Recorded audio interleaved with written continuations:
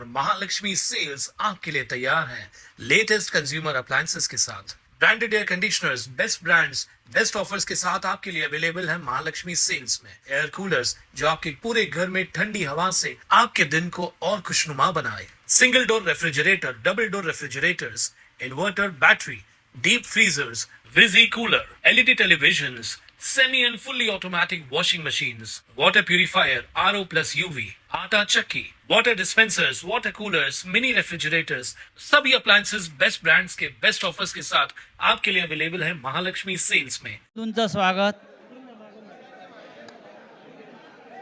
ज्या संख्येनं आपण सर्व इथे उपस्थित आहात आणि आपल्यातला उत्साह जो दिसतोय ते पाहता एक गोष्ट नक्की आहे की आजचा दिवस महाराष्ट्रासाठी ऐतिहासिक आहे। सकाळी मी कोणाला तरी सांगितलं की आजच्या दिवसाचं महत्त्व काय आहे।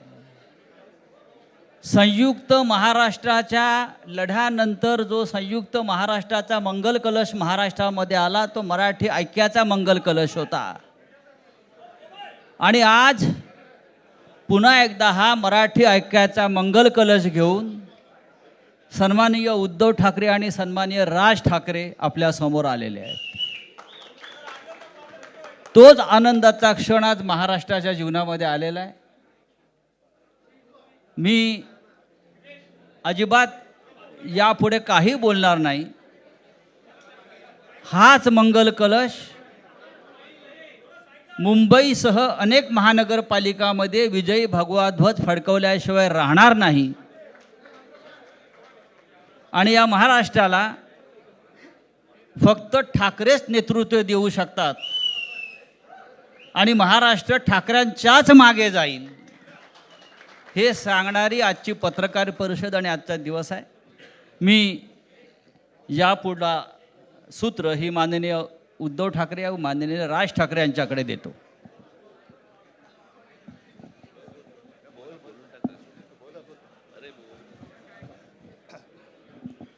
बघा एवढं आमचं एकमत झालेलं आहे। सर्वांचं स्वागत करतोय आणि आता संजय राऊत यांनी संयुक्त महाराष्ट्राच्या लढ्याची आठवण करून दिली। तो जो मंगल कलश आणला गेला तो काही सत्यनारायणाच्या पूजेसारखा आणला गेला नाही, त्याच्या मागे खूप मोठा संघर्ष झालेला आहे। 105, 107 किंवा त्याहूनही जास्त मराठी माणसांनी बलिदान देऊन मुंबई महाराष्ट्राला मिळवून दिली आणि त्याची आठवण आज होणं स्वाभाविक आहे, कारण आम्ही आज दोघेही इथे बसलेलो आहोत ठाकरे बंधू। आमच्या दोघांचे आजोबा प्रबोधनकार हे संयुक्त महाराष्ट्राच्या लढ्यामध्ये पहिल्या 5 सेनापतींमधले एक सेनापती, त्यांच्या सोबत माझे वडील म्हणजे शिवसेना प्रमुख हिंदू हृदय सम्राट बाळासाहेब ठाकरे, राजचे वडील म्हणजे माझे काका श्रीकांतजी ठाकरे, म्हणजे अख्खं ठाकरे घराणं त्यावेळेला मुंबईसाठी संघर्ष करत होता।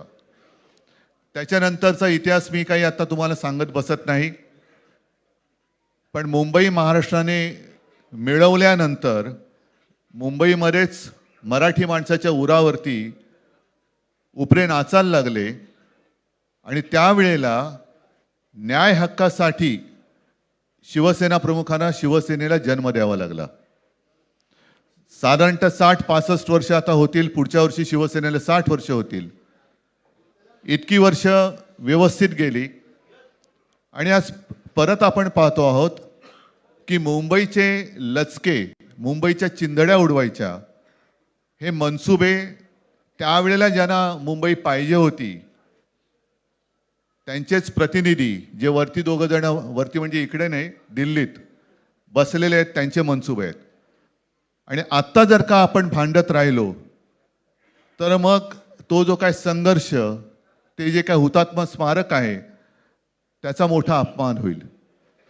आज आम्ही आमचं कर्तव्य म्हणून एकत्र आलेलो आहोत आणि मी मागेच म्हटलं, एकत्र आलो आहोत ते एकत्र राहण्यासाठी.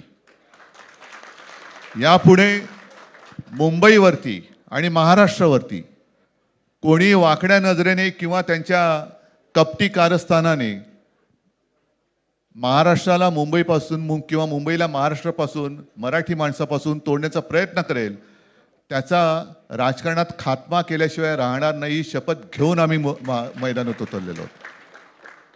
उत्साह अमाप आहे. मी तुमच्या सर्वांच्या माध्यमातून, मला कल्पना आहे की आज केवळ महाराष्ट्रच नाही तर अख्खा देश बघतोय. मी सर्वांना विनंती करतोय, आवाहन करतोय आणि एक सूचना सुद्धा करतोय. कारण मागे विधानसभेच्या वेळेला भारतीय जनता पक्षाने जो एक अपप्रचार केला होता, बटेंगे तो कटेंगे, तसंच मी मराठी माणसाला सांगतोय की आता जर का चुकाल तर संपाल, आता जर का फुटाल तर पूर्णपणे संपून जाल. म्हणून परत एकदा तुटू नका, फुटू नका आणि मराठीचा वसा टाकू नका, हाच एक संदेश मी आमच्या आज दोघांच्या युतीच्या निमित्ताने संपूर्ण महाराष्ट्राला देतो आहे. आणि मला खात्री आहे की मराठी माणूस हा सहसा कोणाच्या वाटेला जात नाही, पण त्याच्या वाटेला जर का कोणी आलाच तर त्याला परत जाऊ देत नाही. मी सगळ्यांना परत मनापासून धन्यवाद देतो. आणि राज,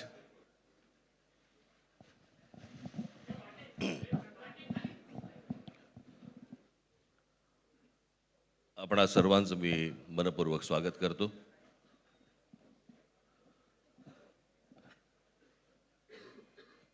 जे काय बाकी बोलायचं आहे ते सगळं जाहीर सभा जेव्हा सुरू होतील त्यावेळेला बोलूच आम्ही. परंतु माझी एक मुलाखत झाली होती आणि मी मुद्दामून आठवण करून देतो त्या गोष्टींची. आणि त्या मुलाखतीमध्ये मी असं म्हटलं होतं की कुठल्याही वादापेक्षा आणि भांडणापेक्षा महाराष्ट्र मोठा आहे.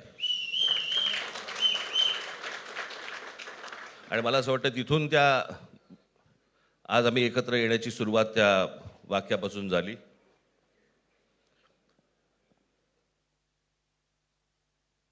कोण किती जागा लढवणार, आकडा काय, हा नाही सांगणार तुम्हाला.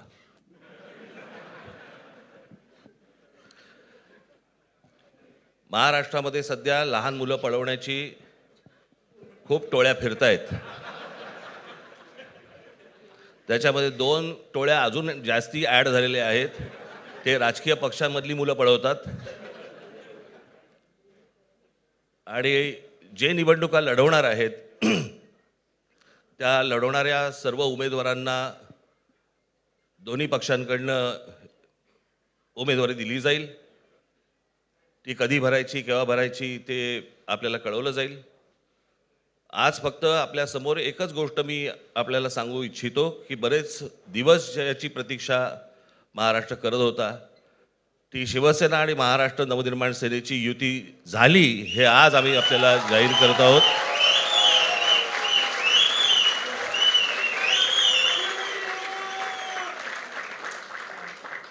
धन्यवाद.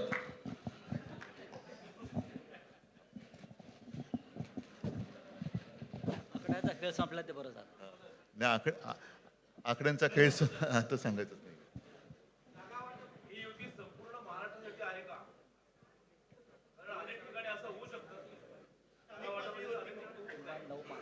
अजून बाकीच्या महापालिकांमध्ये सुद्धा कालपर्यंत युती झालेली, जशी नाशिकमध्ये झालेली आहे, बाकीच्या ज्या महापालिका आहेत त्यांची सुद्धा, त्यांच्या तिथल्याही युतीवरती आज उद्याच शिक्कामोर्तब होईल.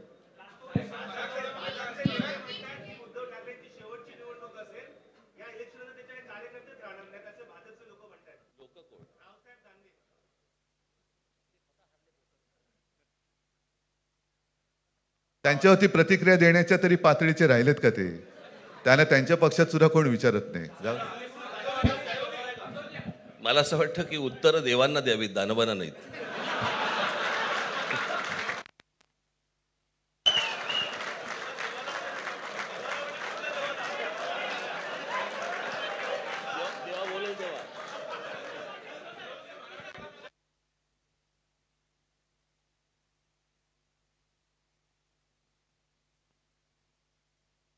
मुंबईचा महापौर मराठीच होणार आणि तो आमचाच होणार.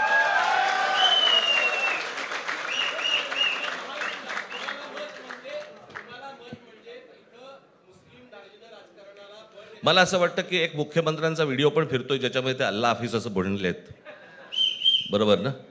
तर या गोष्टी त्यांनी सांगू नयेत. माझ्याकडे खूप व्हिडिओज आहेत हं.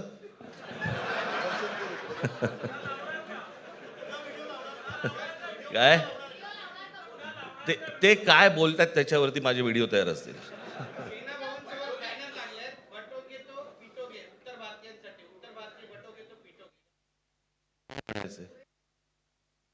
काय म्हणायचं त्याच्यावरती? सगळ्यावर कसं बोलायचं रे?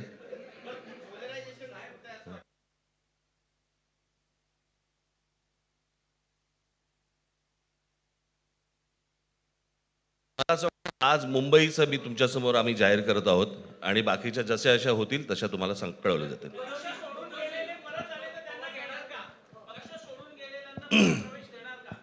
मग कोण गेलेत?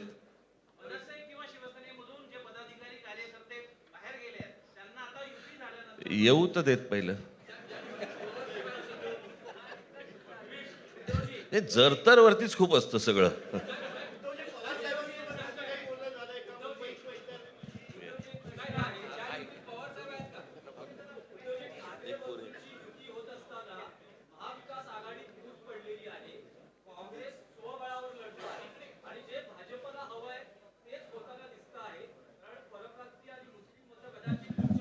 भाजपला काय हवं आहे ते भाजपने पाहावं, मराठी माणसाला काय पाहिजे ते आम्ही पाहतो.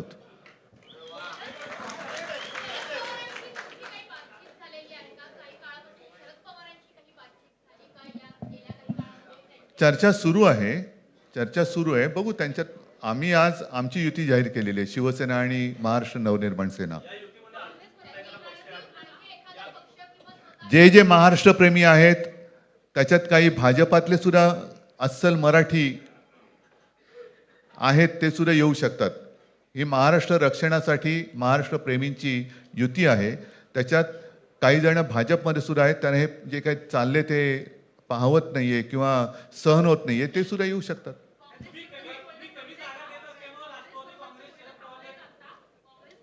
काँग्रेसने जर जाहीर केलं ना, हो मग आता म्हणजे आणखीन काय बोलायचं? तोडलं का?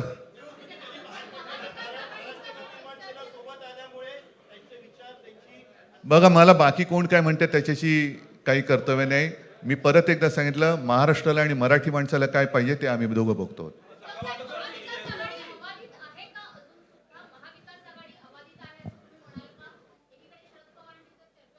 सगळे पक्ष बाहेर पडून आघाडी अबाधित आहे.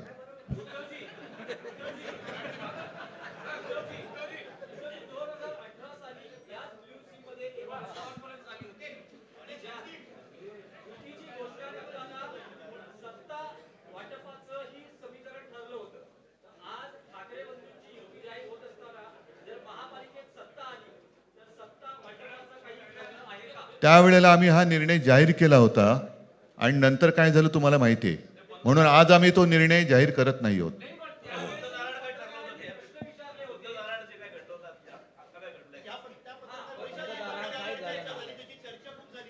आता आमचं दोघांचंच घर आहे ना, दार बंद कशाला करायचं?